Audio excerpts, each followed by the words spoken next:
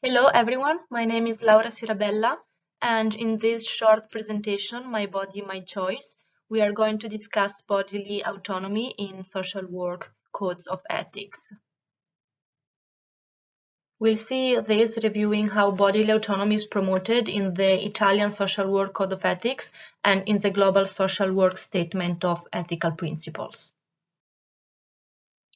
Also, the executive director of UNFPA said that bodily autonomy is the foundation upon which all other human rights are built, and this is very much connected with reproductive health. Reproductive health implies that people are able to have a satisfying and safe sexual life, and that they have the capability to reproduce and the freedom to decide if, when, and how often to do so.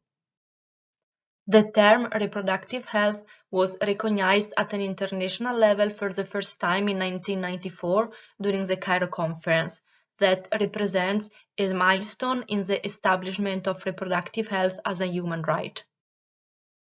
Sustainable Development Goals 3 and 5, respectively, on health and gender equality, both include targets aimed at ensuring universal access to reproductive health. From the Statement of Ethical Principles, the social work profession promotes social change, problem solving in human relationships, and the empowerment and liberation of people to enhance well-being. And also, social workers respect and promote people's rights to make their own choices and decisions, provided this does not threaten the rights and legitimate interests of others. So the professional has to encourage individuals to take free and responsible choices regarding their reproductive health, because reproductive health is part of human well-being. Similarly, in the Italian Codes of Ethics, the social worker recognizes the individual as able to self-determinate, and his/her work is aimed at promoting individuals' autonomy and right in taking decisions. Despite there is no explicit mention of bodily autonomy, we see here the aspect of self-determination. This means that individuals should take free and responsible choices regarding their reproductive health, and they should have the conditions to do so. In addition, the social worker, aware of his/her own beliefs and personal identities, does not give value judgments on the person based on the person's characteristics or tendencies, and does not impose his/her own system of values. This is linked to what Smith said. Ethical social workers do not selectively choose which of a client's service preferences they will support, depending on how closely the service preferences correspond to a social worker's own values. And another very important point, the social worker recognizes the social and political role of the profession.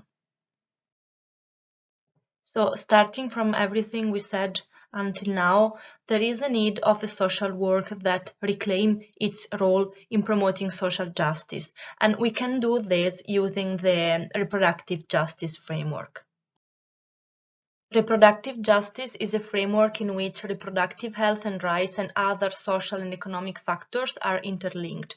The responsibility does not merely stand on the individual, because if there is no choice for an individual, there is no access.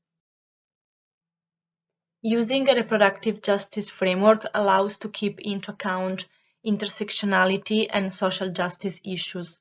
Moreover, a reproductive justice lens allows to overcome personal choices and views in favor of a commitment to equity and sustainable change. To promote access to reproductive health care services for all, structural barriers has to be removed, and social work should reclaim its critical and advocacy role. The social work profession promotes human rights, people's well-being and empowerment. Therefore, it is important that social workers commit to promote the realization of reproductive rights and address the risk associated with exclusion, oppression and inequalities. Thank you very much for listening. I hope you enjoyed the presentation. I will be happy to provide you all references, and if you want to discuss further, you can find my contacts here.